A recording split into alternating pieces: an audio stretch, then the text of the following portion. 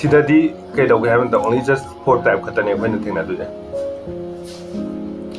morning star have ne morning star ki pattern have mane second da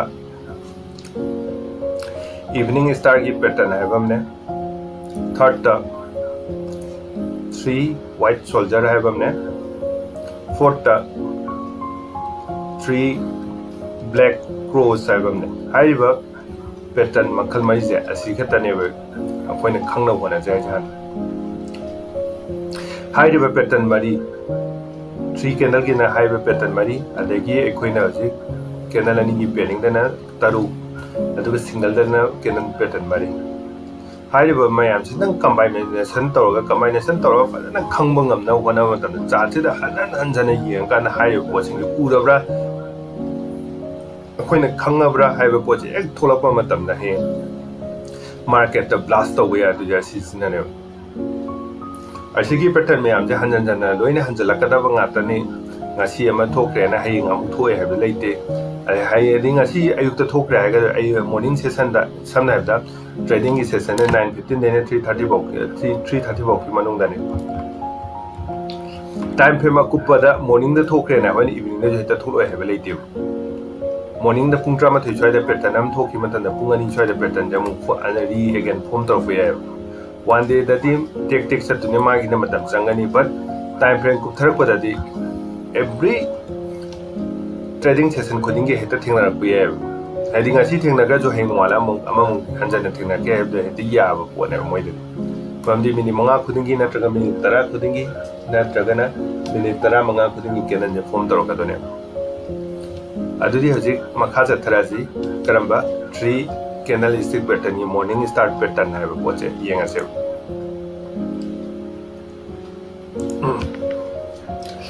morning star pattern ye magi oigadaba symbolic candle ji kaino hai tan sina red oigadaba first sina green oigadaba aduga si candle je samaina pink na mamar ti yaw kani changjal laga yaw kera nataga body ji gi tangkhai di amte yoroi hai de pairing ta ga da ba ne ji gi tangkhai di yoroi ko aduga tawbade si candle ja red oibe yai or green oibe yai haibadi bearish oigera bullish candle oigera oigadaba tawbada di ahama candle je bearish oigadaba mathangi sina bullish oigadaba maram di kaino ha matam da sigi morning star pattern je work to dise price ne heng kumdara kanda thengna ba matam da ne asigi candle ahungi combination je thengna ba matam da ne price reverse oiraga hallaga sakidu khangani ko hairiba candle jina work to gedi kummoraga handoiba work khutau ni na ahamba candle do red next candle do red natraga green oibe yai magi candle masam formation de tawada di magi body ji gi tangkhai di yoksala ko yaroi candle ani gi body samana na tarakani kitang khena be yai ko kitang khena be yai or ayama matan samana tagale kitang khena be jo be mana kitang chawna thoki be jo ko but tawada di candle ani dugi mayai di yok yaroi si second candle jina haiba formation je koina price kuma po matam da thingna raba adoi taragadi sigi pattern jo koina morning star pattern kawe price compulsory reverse han gi ne asi candle pattern je kola po matam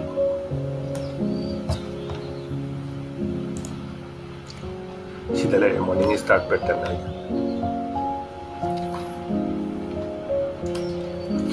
hang price rate che sida yimiro price rate thole rate sida mana macha am yore body ji gi tangkhai yaw pa yaro mai price ko body ji gi tangkhai je yaw pa yaro mai body ji sigi body ji na sigi body gi tangkhai ani ji gi tangkhai yaw pa yaro mai shadow na lanthro ko na lanthok ser ko ni ko shadow na ta body ji na body ji always ani gi lo ji makha da yam balai ga da ne that means kaino ha mata sida body am lere sida body am tarani sigi ma pa da magi body ji na kai da ga ha mata da sigi body ji gi tangkhai ji chungyo ko yaro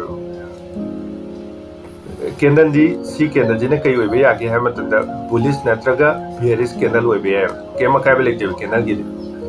next candle do na bullish candle oi ga da ba sina bearish oi ra oi ba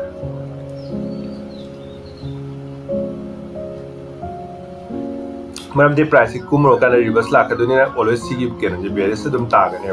price कुमरो कांदा हलकदोनिना सिगी केनन जे आया मतमदा almost आया मतमदा अदुम बेरिस कैंडल ताने नेक्स्ट कैंडल अमा मचा फट कुम मतंदा बुलिश और बेरिस और बे नेक्स्ट अमुक समायना खंग आकाखला मागी प्राइस लेवल जिगा मानना ला कांदा बुलिश कैंडल अमा फॉर्म तौराबा हाइबा बॉडी सिना माइनिगी मखोई अनिगी बॉडी की मयाजी जो ngамद्रबा अदो तादी प्राइस रिवर्सल लानेबा हाइबा कैंडल अहुमजिगी याजनाबा पैटर्न जोगना कोना मॉर्निंग स्टार पैटर्न हायने सुमा कैंडल पैटर्न जे लाखो मतन प्राइस एकदम कंस्टियन गिनेबा थिंगबो जोंगमोय माइ सेनमम थोको माइ काबम थोको कागिने दैट मींस कइना हम तम द बाइंग की स्ट्रेंथ याम थिना लाखो कैंडल ने हायनेबा सी candle pairing अहुमजि असिबु Ikauna morning star हायने ममिंग थोले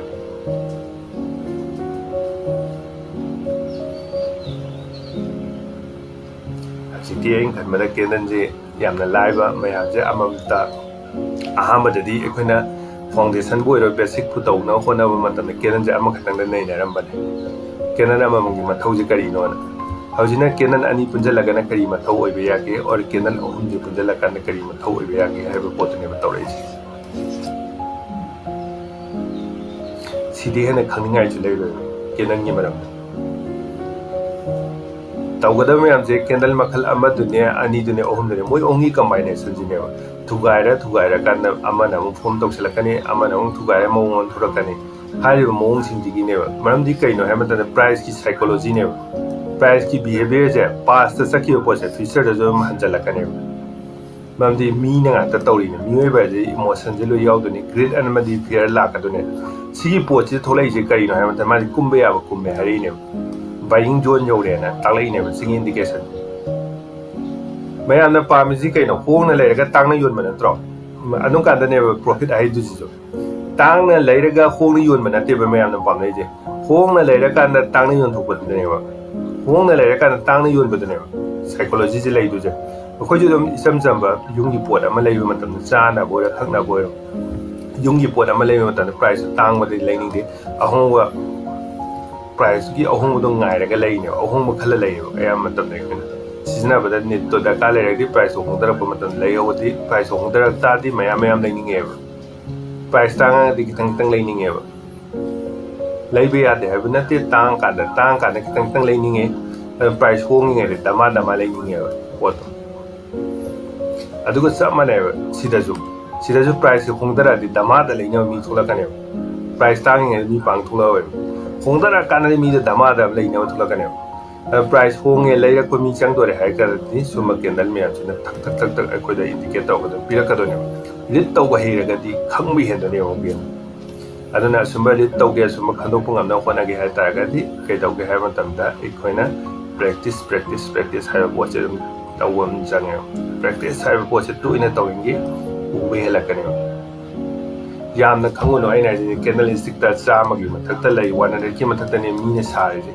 हारिबा अखोइने हंजन थिंगनाइबा candle stick खरा खतंग जी दंग खंगना वना तो सही रोना मतम संगी सुया आइना होनाबई मतेन थारोम द खंगा सुया सिदंग खंगो मतम दा एगी रेजिस्टेंस सपोर्ट सुंगा हापतबिदा आइना सी खतंग ट्रेड तौगे है जदुम जारा कदुइने